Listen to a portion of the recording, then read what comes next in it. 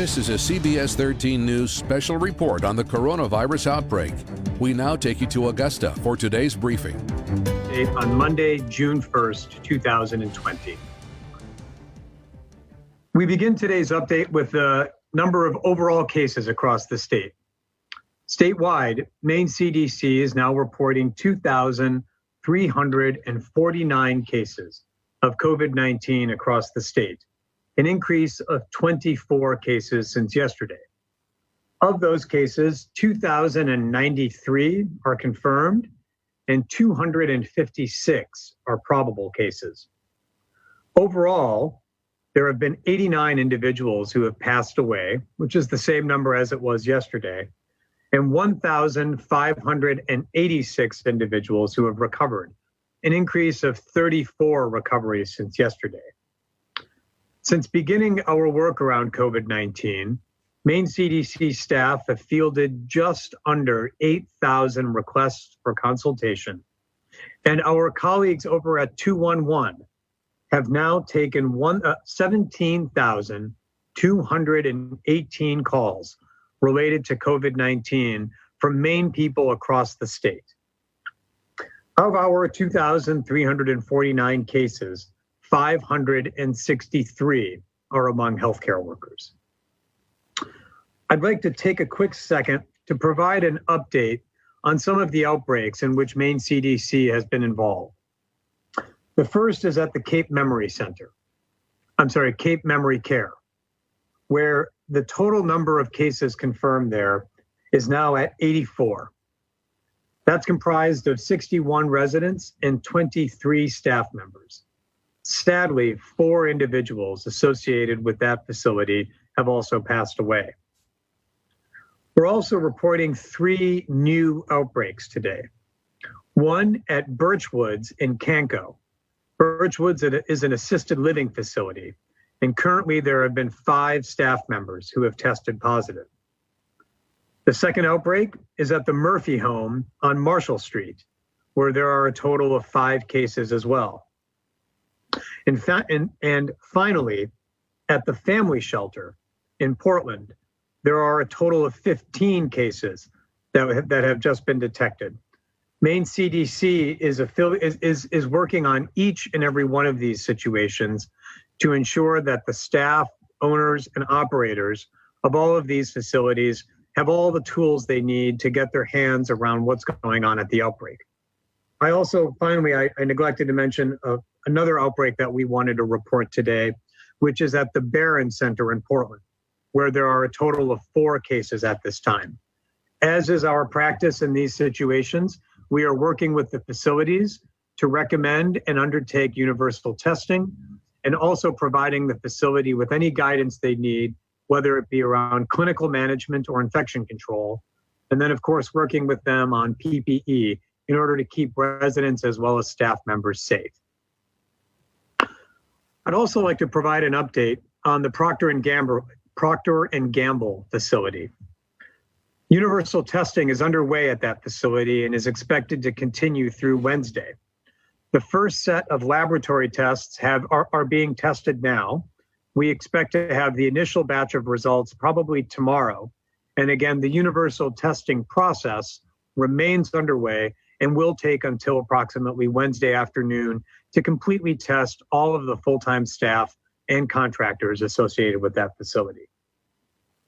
And finally, at the Milestone shelter, there have been a total of 2 residents and 3 staff, which is the same number that has been at the same number of cases associated with that facility for the past week.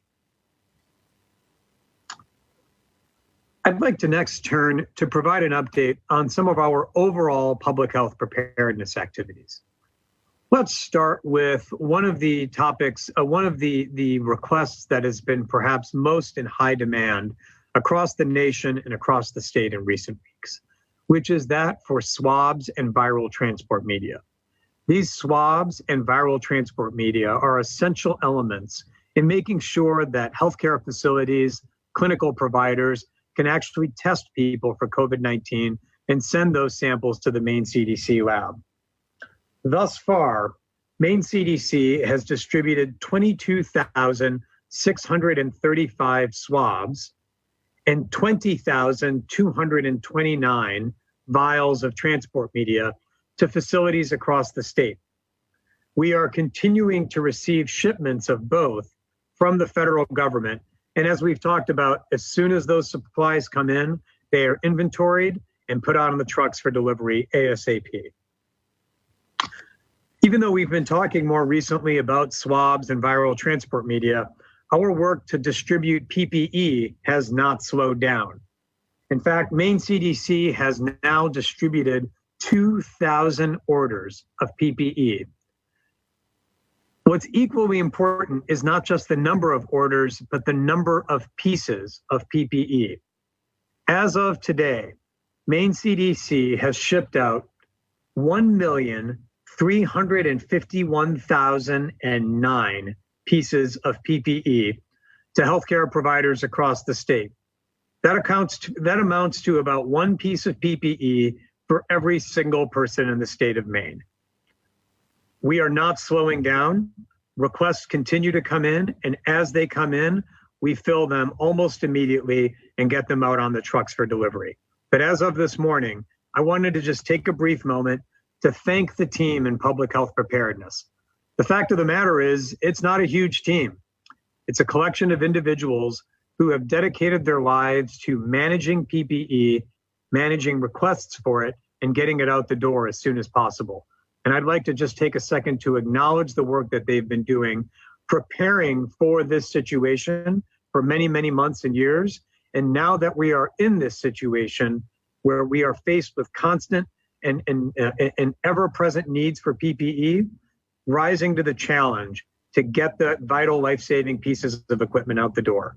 And again, as of this morning, they have now shipped out 1,351,009 pieces of PPE to healthcare facilities across the state, and we don't show any signs of slowing down.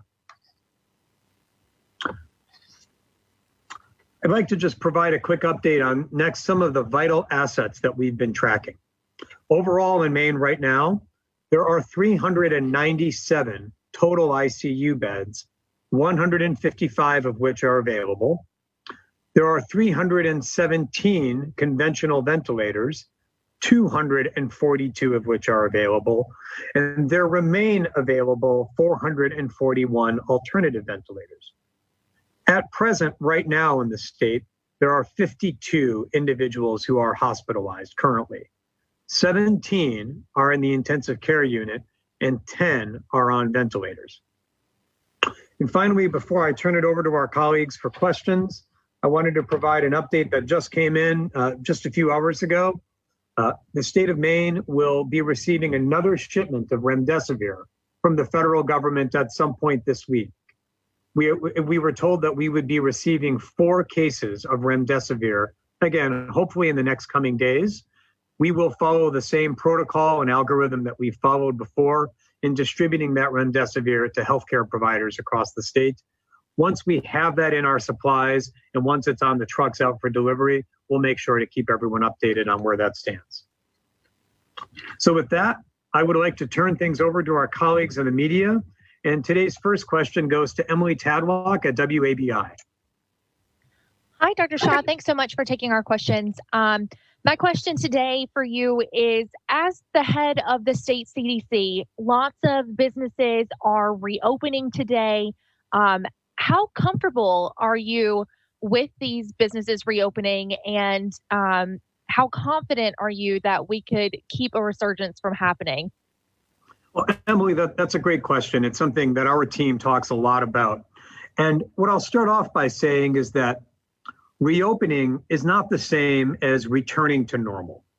The conditions under which businesses across the state are reopening are, in many instances, quite different from the way that they operated just a few months ago. And in almost all instances, not a return to normal. The way in which businesses have been asked to reopen, have been provided guidelines around reopening, is to reopen in a manner that simultaneously allows resumption of economic activity, but also simultaneously protects public health. And the way in which the guidelines and checklists that help businesses reopen have been constructed is with those twin goals in mind. So for example, when you go out and shop now, so for example, my family and I had an errand to run on Saturday, and we noticed that the retail outlet that we went to had plexiglass everywhere. I was actually really curious because of the nature of the store that we were in. And so I asked the manager, tell me everything about this plexiglass. How much did it cost to put up? How hard was it? What's your take on it? And the manager of this facility said, it was really straightforward. Took us not very long to put up. It was plexiglass and PVC, and it's given everyone psychological comfort in working here as well as coming in to shop. So Emily, I think the bottom line is that even though reopening is not the same as returning to normal, the reopening is being done with very close eyes on some of the public health implications so that the reopening can be done safely as well as allow that resumption of economic activity. The next question goes to Don, the Earl of Kerrigan.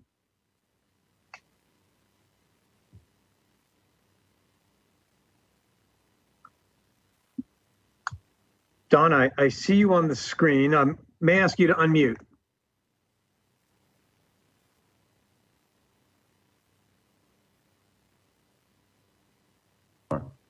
Try that. Can you hear me now? Yep, loud and clear. All right. My apologies, everyone. More cases in nursing homes, congregate living.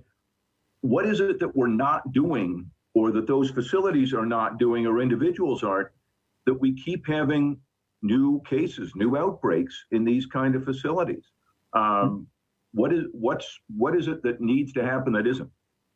So, Don, I want to respectfully somewhat disagree with one of the premises or the assumptions in the question, which is that anytime there's an outbreak, I know you didn't say it this way, but when there's an outbreak in any kind of facility, there's evidence that something wasn't done that could have been done.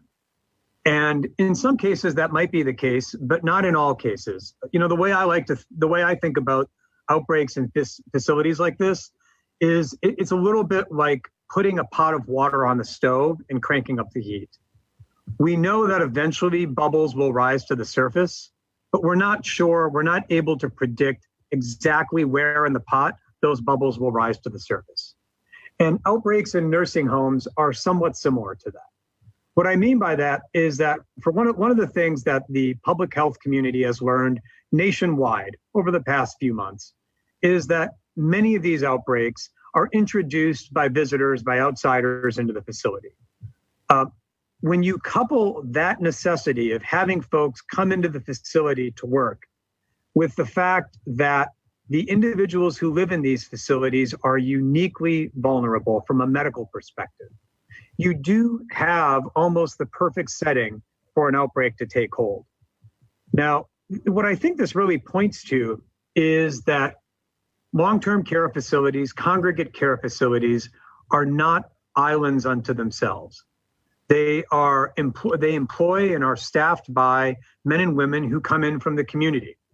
And when you have areas of community transmission, as we do in a number of counties in Maine, there's still the remote possibility that an individual can come in, not realize they have any symptoms at all, and unfortunately and sadly introduce the virus.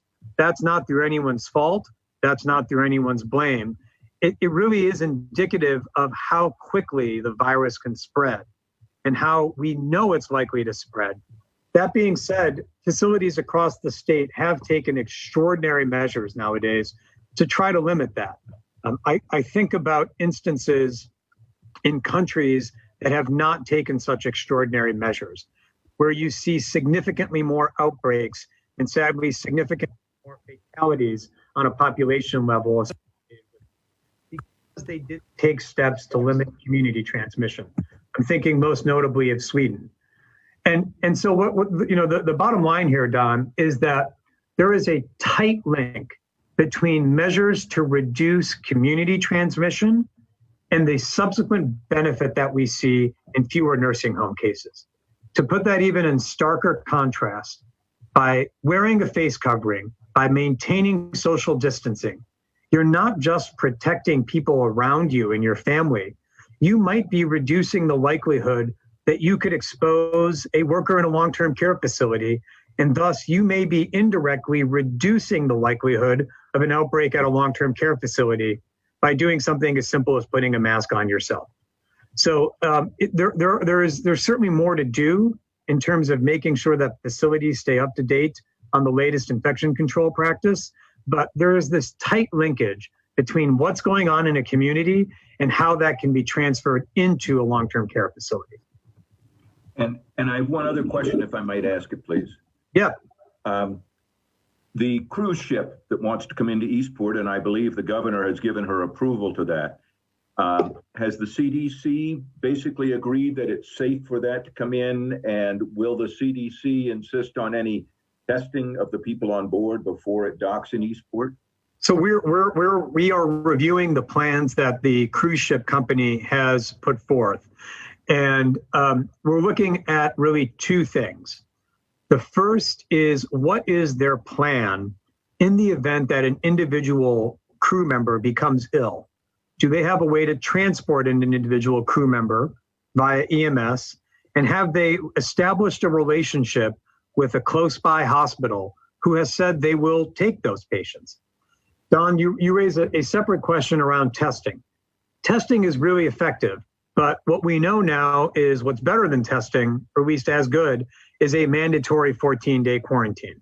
So one of our principles is that as we think about testing, yes or no, what's absolutely a principle of ours is ensuring that no single crew member who might be on that ship is allowed on shore until they have gone 14 days without showing any symptoms whatsoever. When someone has gone those 14 days without showing even the slightest bit of symptoms, the likelihood that they've got COVID-19 is vanishingly small. So we're aware of the request, we're reviewing the plans, and those discussions are very much underway. Thank you. You bet. Going to turn next to Megan over at WMTW. Thank you for taking my question, Dr. Shah.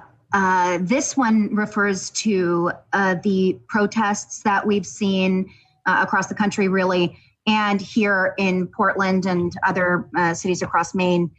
Are you concerned with the protests in the past couple of days and the subsequent days to come that this will increase the spread of coronavirus? And if someone is willing or wants to take part in a peaceful protest or a protest, do you have any recommendations for them in terms of how they can protect themselves? Megan, thank you for that question. I want to say this directly to everybody who's watching, and I say this with the utmost and most heartfelt sincerity. If you are going to be outside in any form, and you're not able to maintain physical distancing, please wear a face covering. If you can maintain physical distancing, I would still ask that you wear a face covering. There are an increasing amount of data almost daily that come out suggesting that the possibility of transmitting coronavirus when you don't yet have symptoms is playing a bigger and bigger role in the ongoing outbreak that we're seeing. And so when I say this, I really, truly do mean it. I want everyone to take the most care they can to stay healthy and protect others when they're outside.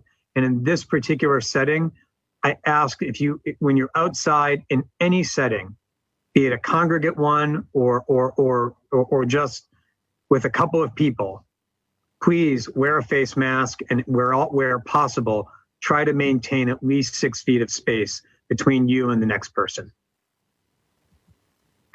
I'm going to turn over to Eric Russell at the Press Herald.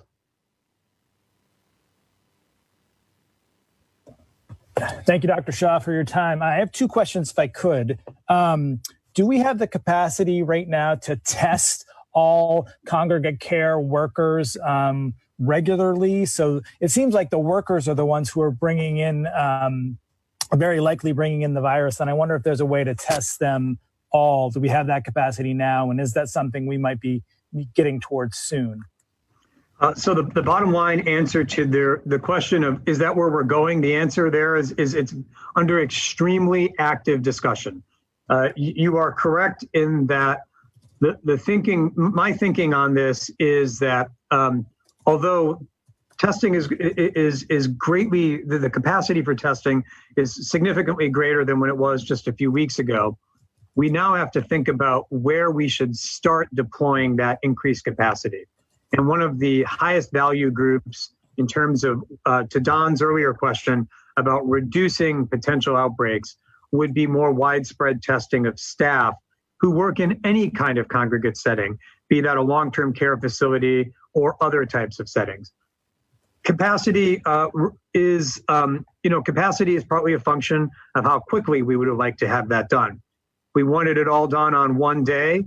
That may not be something we could do in one day, but if we staged and phased the process over a number of days, and then we also looked to other laboratories across the state to assist in that, that's more of a viable option. And what I can tell you, Eric, is there are very active discussions underway right now about how to take those ideas and then operationalize them. To provide a quick glimpse, the numbers of individuals just at long-term care facilities of staff that we might be talking about ranges anywhere from 10 up to 15,000. So making sure that we not only have the laboratory capacity, but also just the operational capacity to conduct the swabs on those individuals and return results in a reliable manner. That's one phase of it. The other piece we're making sure we think through, Eric, is what to do when there's a positive. Certainly when an individual is positive, there are implications for that employee in terms of their ability to work at that facility while they're recovering. So we've got to think through the chess game of how we address staffing shortages before we go down that path, not while we're in the middle of it.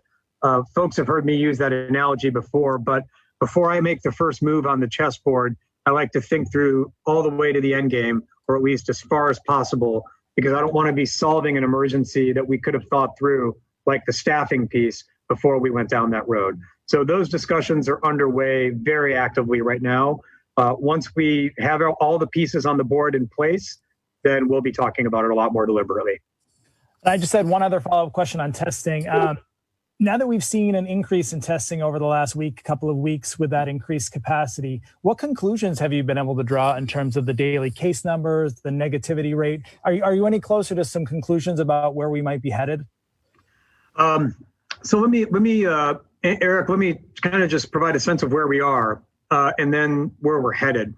Where we are right now is that our cumulative positivity rate for PCR tests, just the ones that demonstrate an active infection, remain at about 5.1%.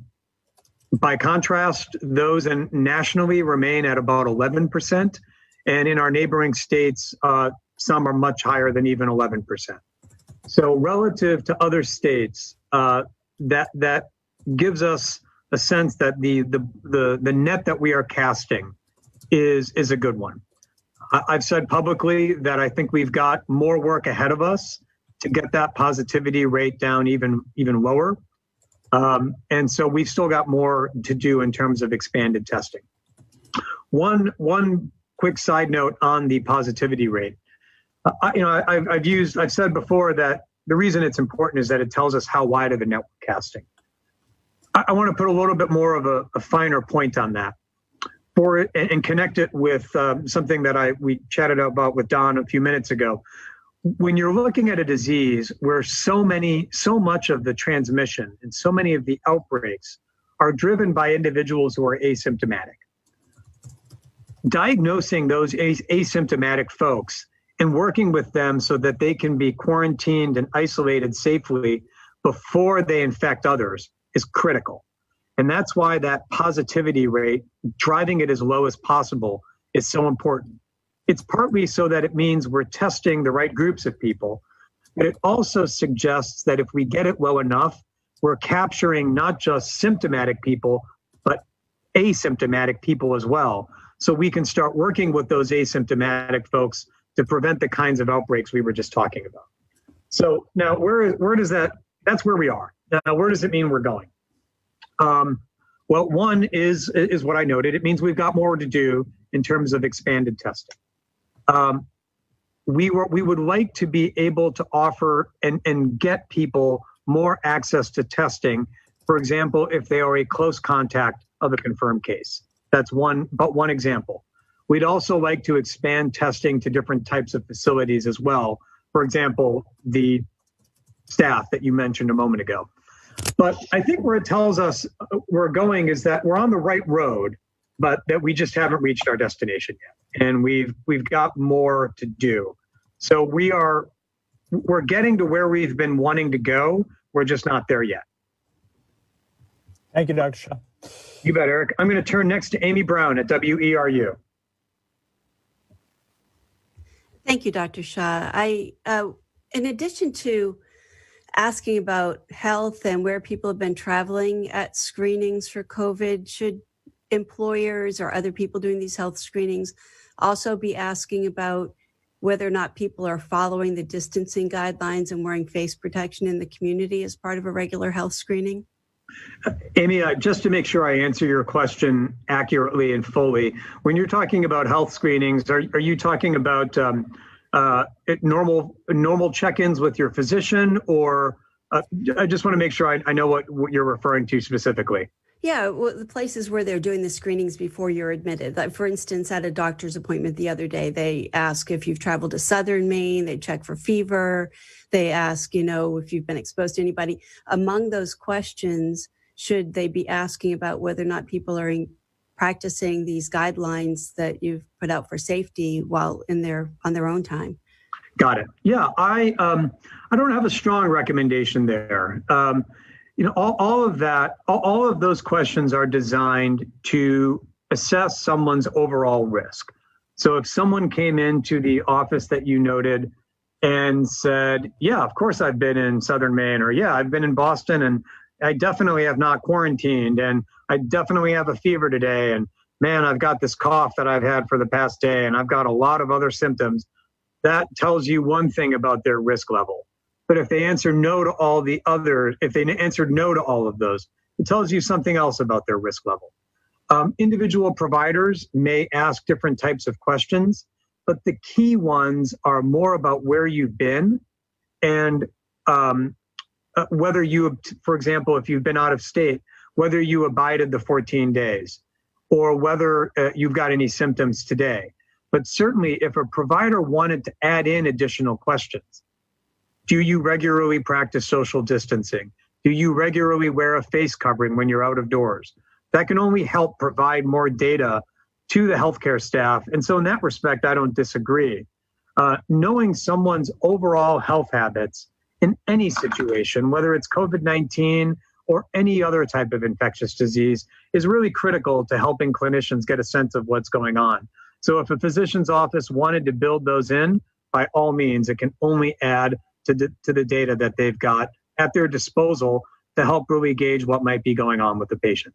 Thank you. And if I could ask a follow-up question from one of our listeners.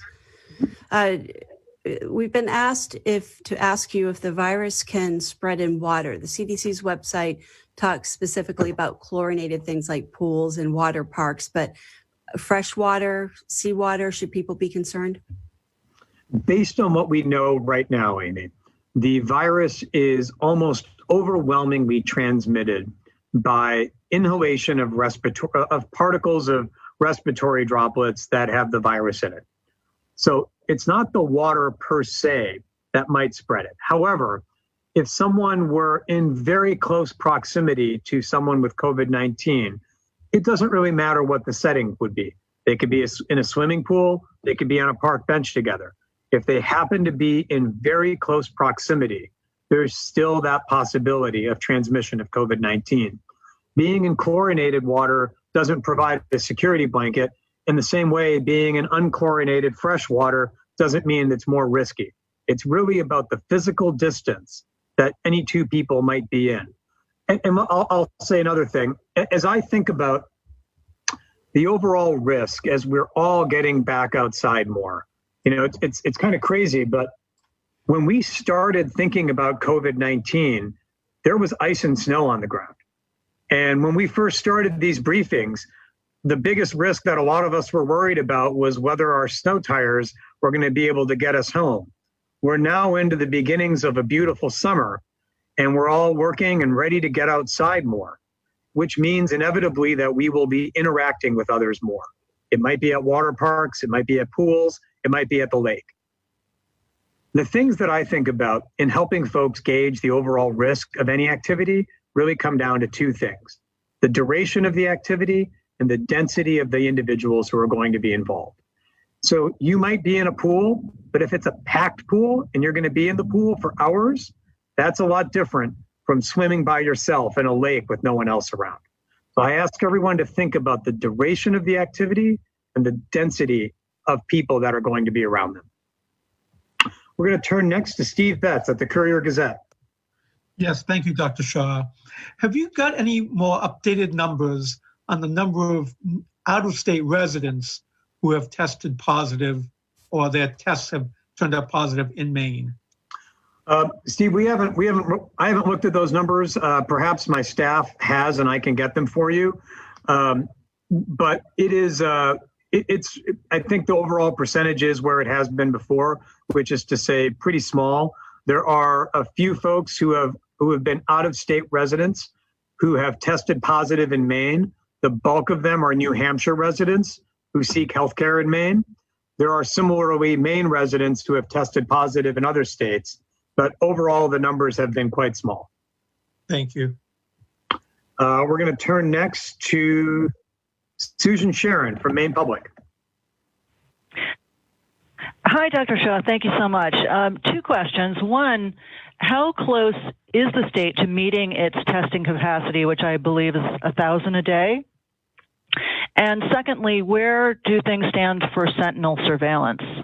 Great. So let me, Susan, I'll take your first question in the following way. The US CDC has recommended that states test approximately 2% of their population every month. Maine has far exceeded that recommended threshold for quite some time now. We have been regularly testing at least 9,000 people per week, or say 36,000 people per month, statewide. That's not just at Maine CDC, that's for all laboratories. So just in terms of what the US CDC recommends states do, we have far exceeded that baseline recommendation already, and we intend to continue exceeding it. Now, within the Maine CDC laboratory, testing volume varies significantly day by day. So just to provide a few numbers around that, for a few days the week before last, we were doing regularly 1,000 tests per day. In fact, I think our one-day maximum was 1,031 tests in one day. The numbers fluctuate quite significantly based on what healthcare providers send to us.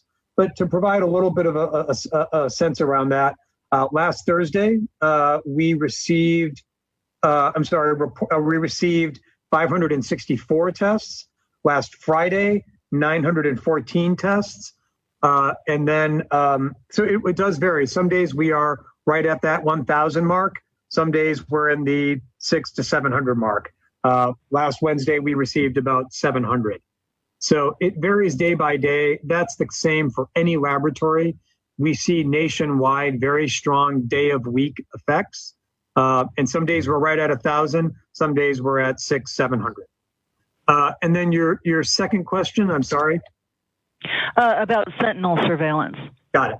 So sentinel surveillance, we are working to set up sentinel surveillance in a couple of different ways. One way will be via what we're calling swab and send sites. So individuals who are just generally concerned about their exposure to coronavirus could drive up to a site, get a swab, and have it sent to the state laboratory. That is, in effect, a way of undertaking sentinel surveillance. The other way that we're looking at sentinel surveillance is to work with the laboratories that we already work with for influenza testing, to offer COVID-19 sentinel testing to them already. That's underway and is one of the things that we're working on. But I should also note, just to be sure, Susan, the other way in which we undertake sentinel view of what's going on is through what's called the syndromic system. This is a network of providers and emergency rooms and urgent cares who report to Maine CDC without any patient names the types of symptoms that folks are coming in for. And we've created queries. One is a very broad one, and the other is a very specific one for COVID-19 that give us a sense of what types of symptoms people have out there. All of that information is on our website, and folks can take a look at just what types of symptoms are out there in the community. We're hoping to couple that in the very near future with the testing as well, especially now that we've got this added capacity. Next question is for Isha at the BDN.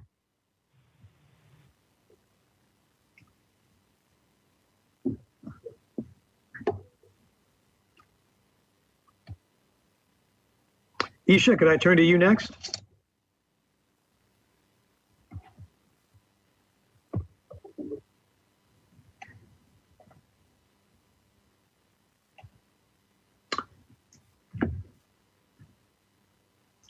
Sorry, Isha, can't hear you. I can see you, but I can't hear you.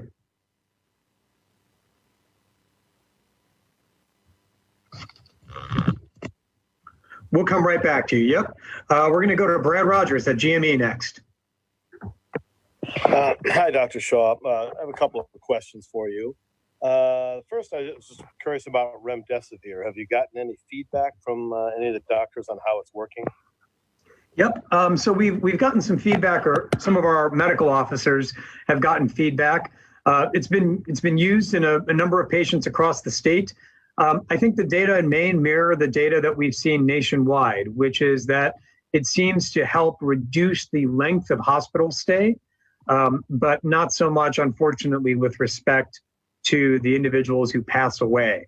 Nationwide, that's been the experience, and new data seem to come out every week on not just the value of remdesivir, but the patients in whom it might provide the greatest value. Big study last week in the New England Journal looking at whether it should be given for 5 days versus 10 days. We try to share those data with clinicians across the state so that as they are making their clinical choices on which patients to use remdesivir, they've got the latest data. So just to follow up on that real quick. So do you recommend it for patients who maybe aren't quite as severe, using those patients? You know, the medical jury is still out on that one. One thing I want to note, Brad, Maine CDC does not control or recommend who should get remdesivir. The remdesivir that we receive from the federal government, that is fundamentally and ultimately a decision for the healthcare provider at the bedside.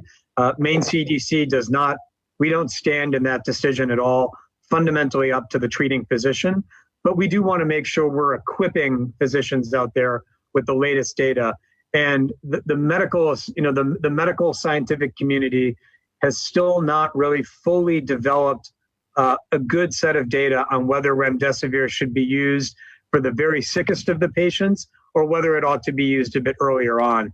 I had the privilege of being on a call last Friday, just a couple of days ago, with the chief medical officer of a group called ASPR, the Assistant Secretary of Preparedness and Response at the federal government, a gentleman named Dr. John Redd, a highly respected clinician. And we put the same question to him, 72 hours ago, and he sort of said that the data are not all in yet. Okay, and then I have a quick question from a viewer.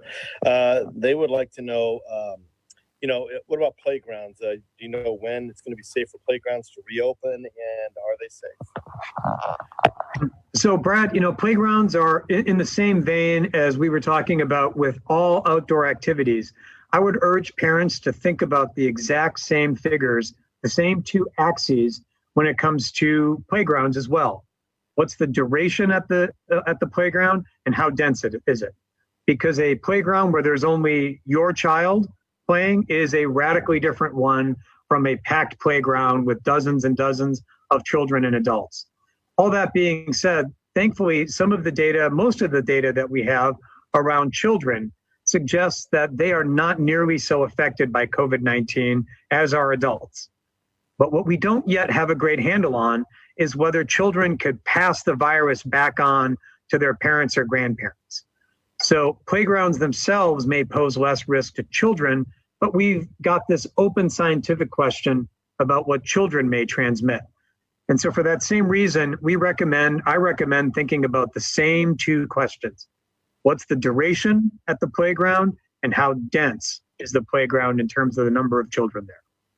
Okay, thank you. You bet, Brad. I'm going to turn back to Isha now. Can you hear me now? Loud and clear. Go ahead. Thank you. Sorry about that technical difficulty. I have two questions for you today. The first one is about President Trump's reported visit to Maine. I was wondering if you can tell me what challenges do you think his visit will create for the state?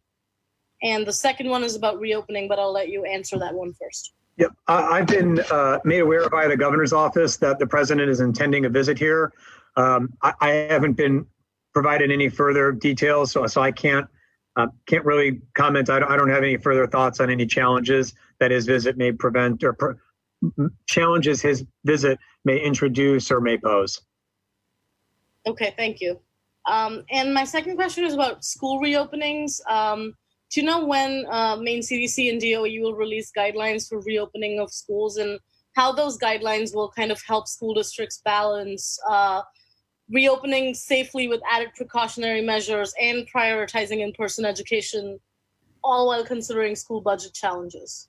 So you put your fingers right on it, which is to say there are active discussions going on trying to balance those two exact things. The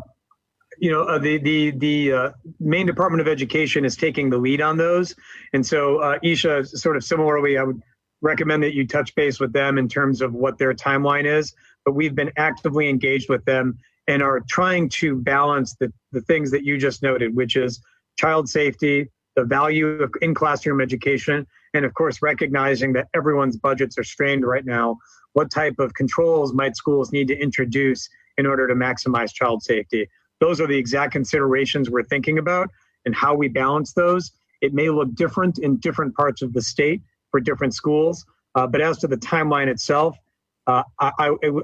if for complete accuracy, I think DOE would be in the best position to give you more answers there.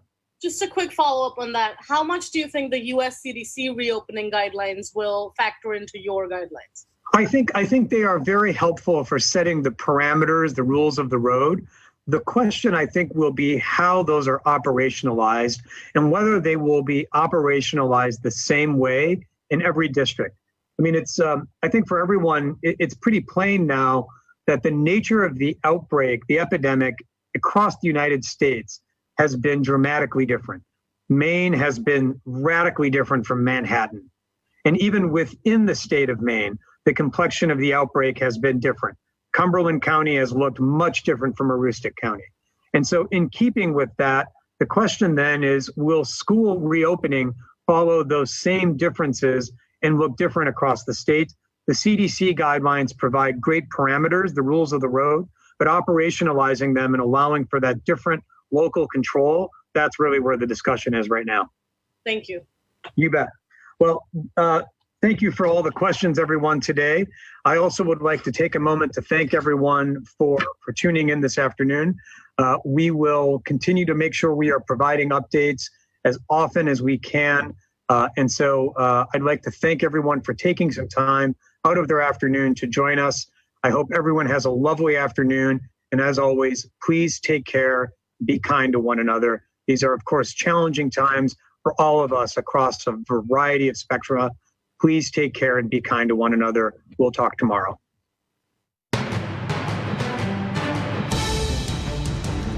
This has been a CBS 13 News special report on the coronavirus outbreak. We now return to regular programming already in progress.